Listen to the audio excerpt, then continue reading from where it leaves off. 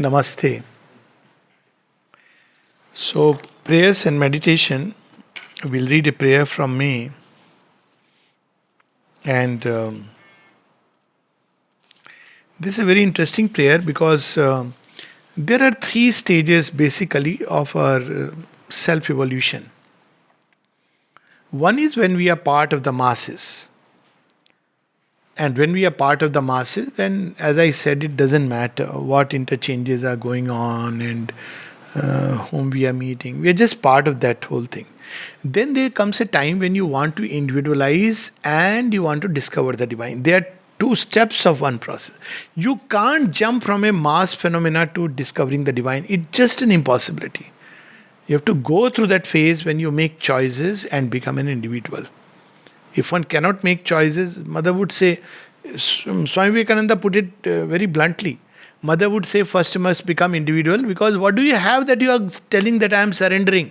What is yours? You are driven by the, all kinds of things and forces.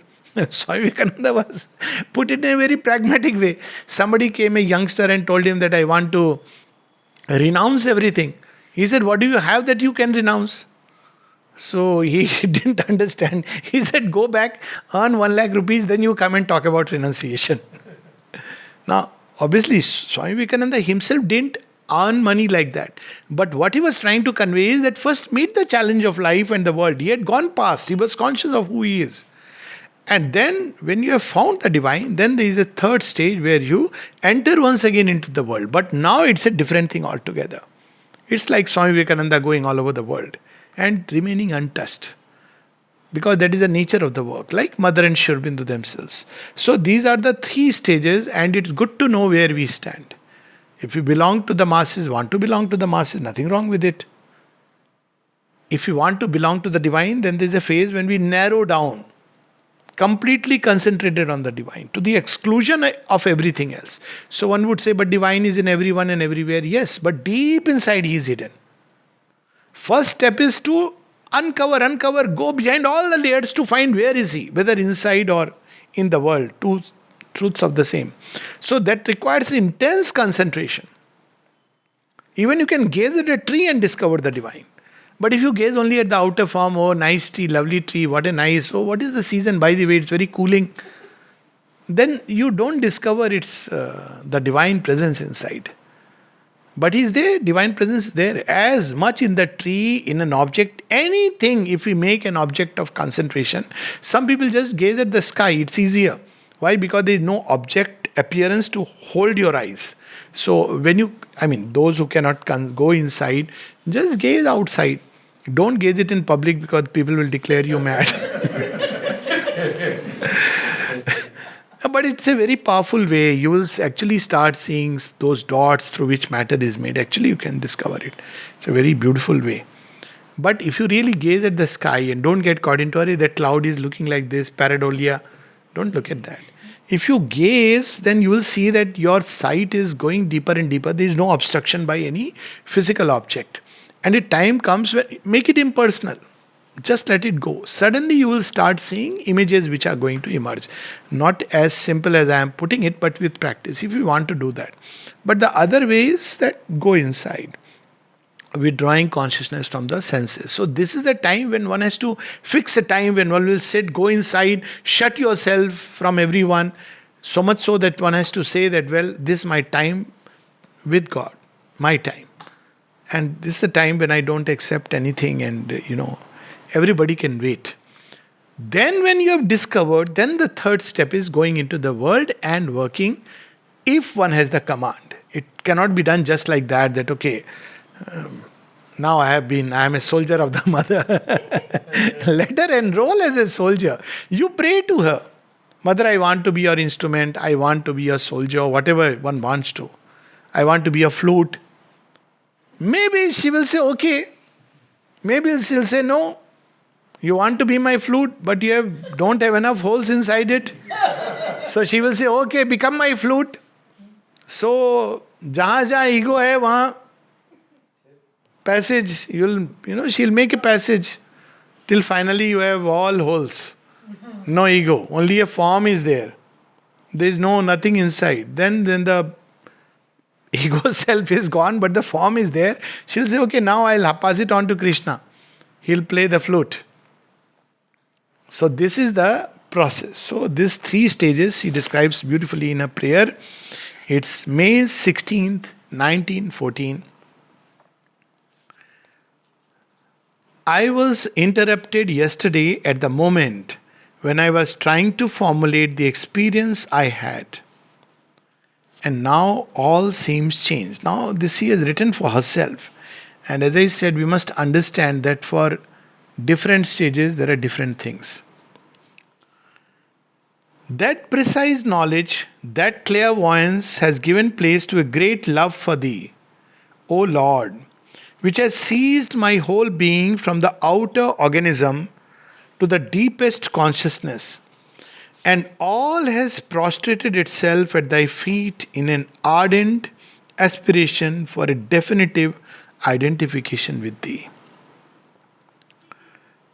for an absorption in thee. So, this because suddenly she sees that there was something which she had to do. She was going inside, and suddenly, she's interrupted. And then, when she's interrupted, she goes into a tremendous sense of love to discover. Why love? Because it's the love which creates a link between the creator and the creation. So she goes into that state and she says, I implored with all the energy of which I was capable, and once more, at the moment when it seemed to me that my consciousness was going to disappear in thine, at the moment when my whole being was nothing but a pure crystal reflecting thy presence, somebody came and interrupted my concentration. Later on, this would be her way of life. In one of her famous experiences of the boat, supramental boat, she says, I was seeing it and it was something so. She was seeing everything, even people who would be there. And she says, if I take their names, he'll be scandalized. Who were being qualified for the supramental creation, who were not. And he said it was not dependent on any moral values, it was dependent on the consciousness. That is the main thing in spirituality. It's not outwardly, but something within. So she says that I was watching for 2 hours, it went on.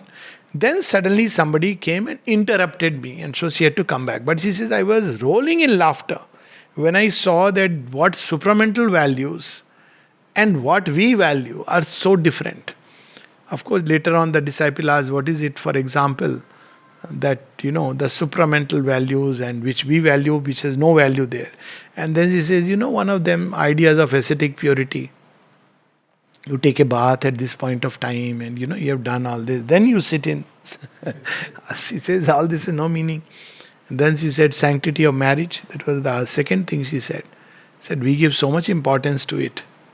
But from the supramental point of view, it's not that which is important. What is important is what is going on inside. That love. And see, spiritual knowledge is very vast.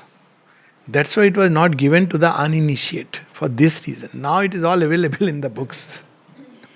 Anybody can read it. It was not given to the uninitiate because the uninitiate will get thoroughly confused. In ancient Vedic times, a mother says you have to be tested before you are let in. And there is a whole story of initiation. And people were told, this knowledge is for you. This is not something you have to start going out and pronouncing. In the ashram, till 1960, till the supramental manifestation, even when people wanted to go and speak, she would say no.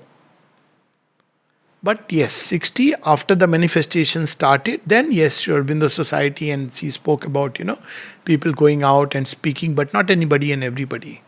You have to have an adhikar. This is something we have lost. It's not like anybody starts saying, okay, I think I can speak well because I have read, Sri Aurobindo a little bit, and I have read a couple of books here and there, and I have also read a little bit of the Gita, and I have read, this particular philosopher. I think I can give a talk. It doesn't work like that. There is a whole story where somebody from, I think it was Western UP or Haryana, who wanted to give a talk on the life divine because people requested him. And he wrote to the mother, sent a telegram, and I have been asked to give talk on the life divine. I need your blessings. Mother didn't reply. So after some time, he took it like this that, He had a vision of Krishna coming to him. Silvery, silvery Krishna. Telling him, yeah, you can give talks. So he wrote back. Look at, how the mind operates. He wrote back, I don't need the permission anymore because Krishna has already told me. And mother replied, it is not Krishna but a hostile being who has come assuming this form. So it's not anything anybody can do, it modern liberal idea which has lost the sense of consciousness where everything is not meant for everybody and everyone. There are different people. They are warriors who fight very well. And there are people who are warriors of the pen, who write very well. And each of them, so in the Gita it is called as Swabhava and Swadharma.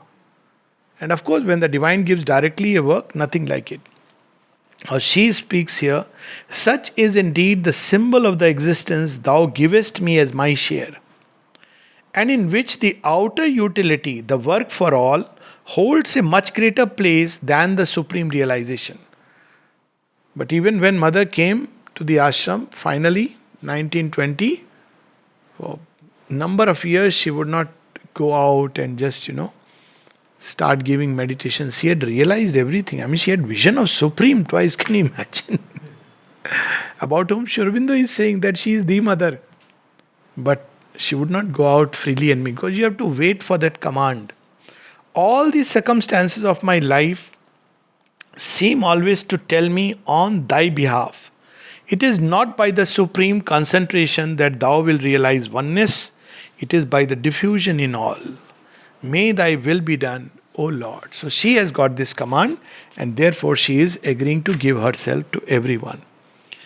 But then look what she says. Now I clearly understand that union with thee is not an end to be pursued so far as this present individuality is concerned, speaking about herself. Why? Because it is a fact accomplished long since.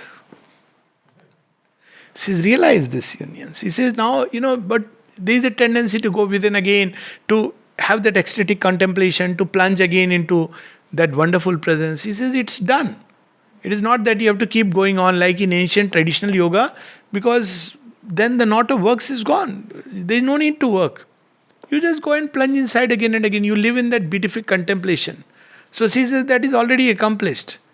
So every time she goes to plunge into that, she is asked, no, something or the other will come and interrupt. And that is why thou seemest to tell me always, do not revel in the ecstatic contemplation of this union. Fulfill the mission I have confided to thee on the earth. So there is a great joy in just sitting and, contemplating the divine. Really, it is the most ecstatic of things. To just sit in quietude and be with the divine.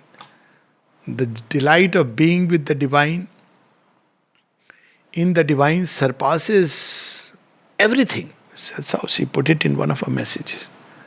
It surpasses creation, surpasses joy, surpasses everything. It ends with that. Yet, she has known it, now she has some other command. And the individual work to be pursued simultaneously with the collective work is the awareness and possession of all the activities and all the regions of the being and the definitive establishment of the consciousness in that highest point which will allow at once the prescribed action and a constant communion with thee. So she says simultaneously this realization where she is in the divine, at the same time from there she has the perception of what is to be done and how it is to be done. This is a perfect answer to many people who say when they look at world condition and they want to spread the work and want to do the work. First thing is this work. Without this, there is only two conditions in which one can engage with this kind of collective work. One has realized at least that inner divine. Second is one has a clear command to do it. One way or the other. The Divine Mother would tell you that yes. I remember once in Bangalore Bhavan, or maybe before that, this used to come that, about some reading or sharing like that. So somebody told me that, if you have to do this work, she will come and tell you. I said, yeah, that's correct. So I took it very sincerely that yes, she has to come and tell. And then I just aspired, then make me your instrument. Till a point where she actually came and told. You can't do it otherwise.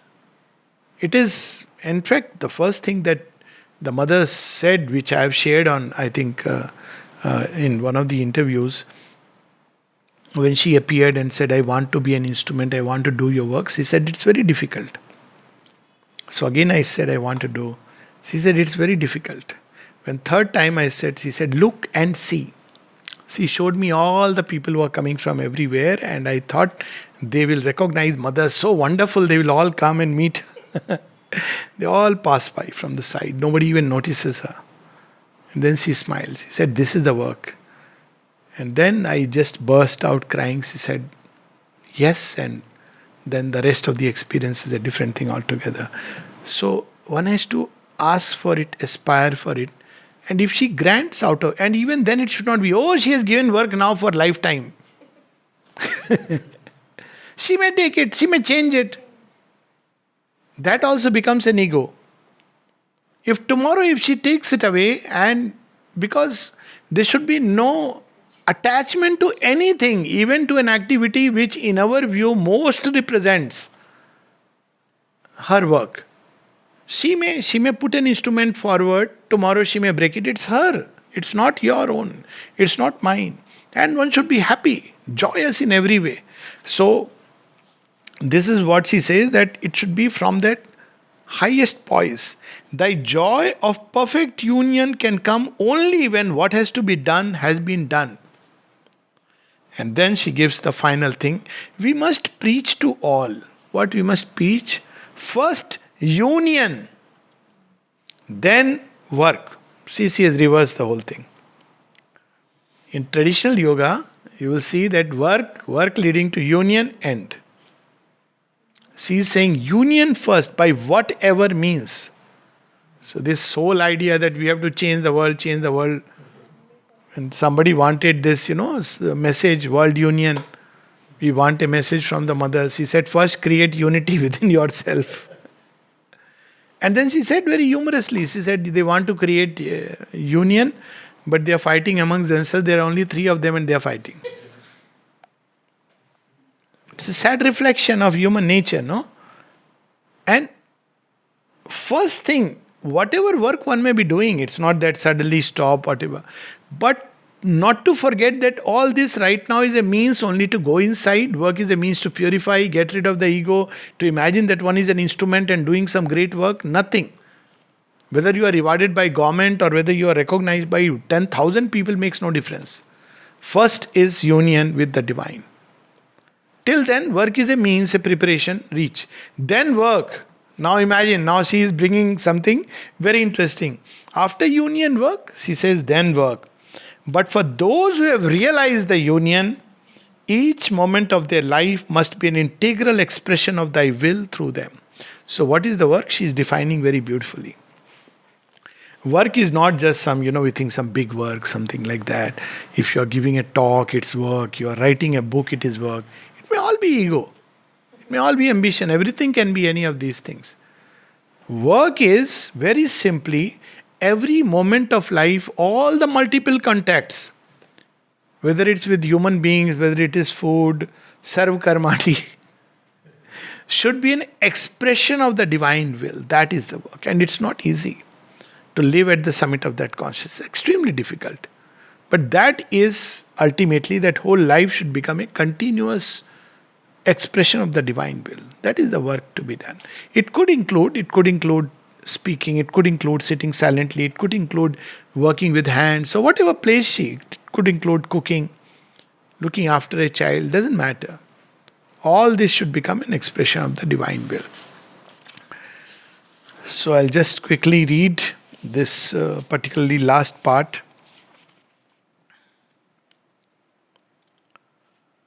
We must preach to all first union, then work. even before that perhaps. And the individual work to be pursued simultaneously with the collective work. Both works have to be, go together. But she's giving us the key, is the awareness and position of all the activities and all the regions of the being and the definitive establishment of the consciousness in that highest point. That is the individual and collective work. Any part which has not been claimed by the divine is a cause for chaos, because it's a world in itself. That she cautions us, and one learns it with great pain. That there is a part which you didn't offer to the divine. And it is a world, it's not a part. It looks like a part, small little chinna part in you. It's a world. It's a world of chaos and disorder. And it opens the door to all the things belonging to that domain, which has not been claimed by the divine, or you have not offered to the divine. So she says the individual and collective work go like this. Now, if we don't offer that part, then one will always be creating chaos and confusion in all that one does. So she's saying, possession of all the activities and all the regions of the being and the definitive establishment of the consciousness in that highest point, which will allow at once the prescribed action and a constant communication with thee, communion with thee. Then through the communion one knows what is to be done. It's not like I will do things my own way, but when I sit and meditate, there is a very beautiful conversation in 1929. And first time when I had read it, I said, oh my God, itna hai. Frankly, one of the first books I had read. So she says, in the integral yoga is affected by offering. Then she says, in the integral yoga, it will not do that. When I sit for 5 minutes and aspire, I will be in that nice state. But when I go out with friends, I can just be anything and, just do anything. She says, in the integral yoga, it doesn't work like that. Then I realized that one has to be conscious. Wherever one is, one has to be conscious. Outer life, you will have many situations where you are with people. That's perfectly fine. But one has to be conscious. One has to be individualized. One has to try to at least stay in touch with the divine presence inside. And then from there, let the action flow. It is difficult, but we are here to do difficult things. And the grace is there to help us. The joy of perfect union can come only when what has to be done has been done. We must preach to all first union, then work. But for those who have realized the union, each moment of their life must be an integral expression of thy will through them. Which means let the mother's will be done in us at each moment. Namaste.